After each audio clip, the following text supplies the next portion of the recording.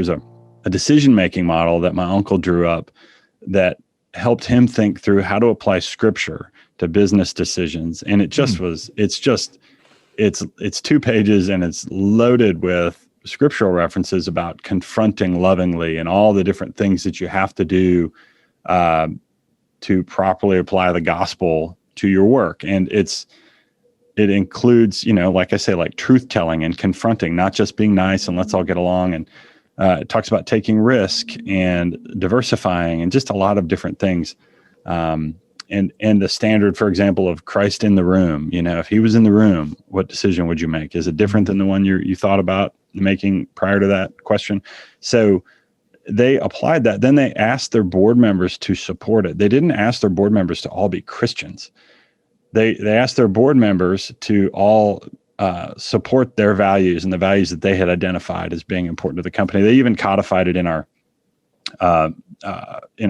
sort of documents and things. We have a mission statement and we have our values. And early on, before these things were extremely commonplace, servant leadership, these guys were doing it before it was, I think, described as anything approaching servant leadership.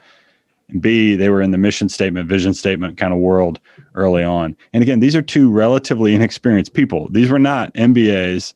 They were both well educated, thankfully, but neither of them had formal business training. And so they were just learners. They were just always seeking out people around them. But one of the things they did is they put at the foot of our mission statement, it was all in a manner consistent with Christian values and ethics. So all the things we need to do to run our business and the way we treat people and all that, but all in a manner consistent with Christian values and ethics. And that was it. There was no, in the formal documents, I described to you a decision-making model Jack used, but that was just one of his personal tools. It was not something we pushed into the company or said, everybody needs to think and work this way. Now, we'll say, if you roll that forward to today, we're still very much the same. We don't ask anybody to be a Christian to work for us. We don't ask our directors to be Christians, right? We say, this is the way we expect to behave.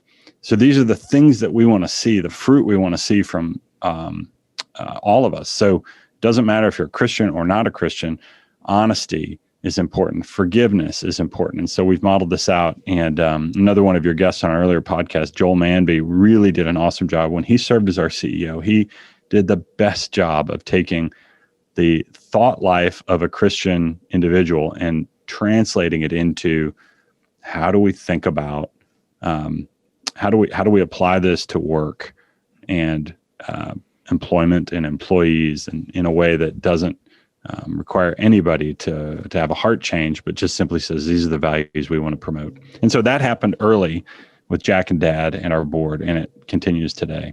And it's evolved over time, but the principle is rock solid.